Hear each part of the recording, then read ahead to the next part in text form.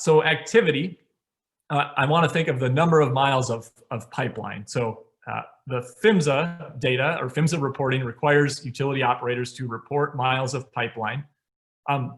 Unfortunately, we only get to see the marginal totals of pipeline by age and material. So in other words, in this table, so on the left here, I have the material, so bare steel, cast iron, coated steel, and plastic. I get to know how many total miles there are for each of those materials. I also get to know how many miles there are for each decade of installation. And so this right here is the national table. So approximately 1.2 million miles of pipeline in local distribution systems. And this is the pipeline mains only. So I don't get to see the inside of this table. So my model on my previous page, remember that depends, this fit depends on age and material type. So I'd like to be able to plug in a specific age and specific material, but I don't know what that distribution is based on the reporting. I only get to know these marginal totals. So what did we do? We actually just interpolated this table, and we interpolated it with some constraints. So for example, we assumed things like the miles of plastic were increasing over the recent decades. So there was more plastic installed in 2010 to 2019 than there was in 2000 to 2009, for example. Similarly, we assumed things like the miles of cast iron were decreasing over time. And these assumptions came from our conversations with the utility company about the time periods when different types of pipeline were being installed, and what we think is reasonable for essentially the development of the pipeline in the local distribution systems. What we did then also was we actually interpolated the table many times. So there are many tables that you essentially could come up with that meet these constraints, right? It's like filling out a Sudoku puzzle, except this one has many solutions. So what we did is we did multiple interpolation in this table, and again, accounted for that in our final estimate. So when you do that, you get this table right here. This was the average of, I believe we did 100 different interpolations. And these are some of the constraints that I was mentioning. So no cast iron put in the last, what would that be? In the last 60 years. No plastic that was older than 60 years old, and things like this. So now I've got the machinery that I need to estimate the number of leaks in the system, right? So I've got the miles of pipeline, and I've got a model for leaks per mile. So really, if I just plug these totals into that statistical model, I can get an estimate of total leaks. So combine the results of those previous two, the pipeline table and our leaks per mile model. That gives us then an estimate of the total number of leaks in the system. So that happens to be 630,000 leaks.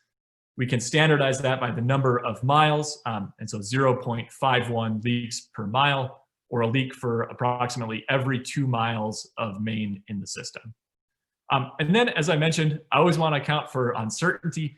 So we've created these, what we call credible intervals, and that uncertainty is also represented by these distributions. So anywhere from maybe 310,000 to up to essentially 1 million leaks in the system based on the data that we have. And once again, this does account for city-to-city variation. So we think it accounts for different management practices, some of those different climates that these pipelines are existing in. So the last part here then is really to estimate those emissions factors. Once I've got emissions factors, I can plug that in here and get my total emissions. And by the way, I can, this figure B with the leaks per main mile, we can also look at that distribution for each of the different kinds of pipeline and different age. We could stratify by all of that. So we could essentially talk about, well, what's the leakiest part of the system per mile? And as you might expect, right, based on that model, cast iron pipe we saw is the leakiest, and in some ways we think that's good in the sense that we know, well, if we target replacement of the cast iron, which many utilities are already doing, that should lead to drastic reductions, at least in terms of a leaks per mile standpoint in the number of leaks.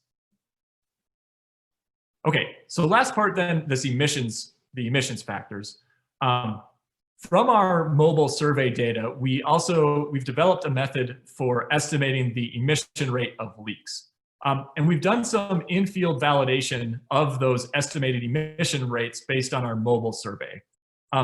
We've found positive bias in those estimates, and so based on those in-field validation studies, and so we wanted to remove or account for that bias. So essentially, we wanted to correct our mobile estimated emission rates, correct them, and then use them to estimate emissions factors. And so this figure right here, what it's actually showing is the relationship between our mobile emission rate, this is on the log scale, our mobile emission rate and the validated emission rate from these 3 different studies. And we use different validation methods, including an enclosure method, or sometimes called a TENTI method. We did some metered controlled releases where a person was actually releasing methane at a known rate or natural gas at a known rate, as well as some tracer ratio methods as well. So we've got some different validation methods here. The dashed line is the one-to-one line. And the fact that most of these data points are falling below that one-to-one line indicates that we, from our mobile estimates, have positive bias. And so what we did was we actually fit a model to this to correct for that bias. And essentially what happens is what you would hope happens, which is our estimates tend to get driven down based on this relationship between what we think is a reliable or kind of the true emission rate and what we are estimating.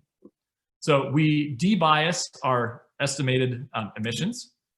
And what we did then was we essentially took those estimated emissions, and just like we attributed the leak indication to a pipe, same thing, attribute the emissions to that same pipe. And what we were able to do then is get emissions for, again, each pipeline material, each pipeline age bin. But what we found was that there wasn't actually enough evidence to suggest that the emissions factor differ by pipeline age. And in some cases, only weak evidence that they differ by material type. So what we decided to do in this case was, mainly for comparison with previous studies, was to provide emissions factors by material. And that's what I've got in this table right here. The short story here is that our emissions factors tend to be larger than previous studies. And we think that this is actually because we've seen more leaks than these other studies have. And as Adam Brandt's lab and many others have seen, the leakage rates, the leaks, tend to follow this heavy tail distribution. So a small amount of the leakage, or a small percentage of the leakage, right, corresponds, or most of the emissions correspond to a small number of leaks, right? So we think this is happening in these systems as well, where because we've surveyed more leaks, we think we're doing a better job of characterizing that long tail or that skewed distribution. And the logic here being that the more you look, the more you find. Eventually, you're going to find more of those big ones. And the more of those big ones that you find, that's going to pull your average emission rate up. And that's what we think is happening here, is that we've surveyed more. We think we're seeing and finding more of the big ones. And that's pulling up our emission rates. So again, I think a big strength of this is that we've seen 4,000 leaks compared to these previous studies. The LAM study used 142 leaks. So this gives us these larger emissions factors. I do want to note the uncertainty ranges on these. I think one thing that we still need improving on, especially with the mobile method, is improvement in our emission rate uncertainty. So we've demonstrated that we can do a good job of discriminating between large and small leaks and medium-sized leaks, but there's still plenty of uncertainty in an individual leak's emission rate. Again, we've corrected for bias in this study. Unfortunately, correcting for the bias doesn't reduce our variability or uncertainty in those emission rates. So in our final emissions estimate, actually, quite a bit of the uncertainty comes from the uncertainty in our emissions factors. So Finally, combine all of those things. So combine our number of leaks times our emissions factors. And this gives us then a distribution for the total emissions from the mains in the system. So our estimate, about 0.7 teragrams per year. We've got our credible interval there. And again, where is this interval and where is this distribution coming from? It comes from accounting for that uncertainty in those three different pieces that go into it. So I've essentially considered different values for activity factors based on that model. I've considered different activity levels based on the uncertainty in my pipeline age and material table.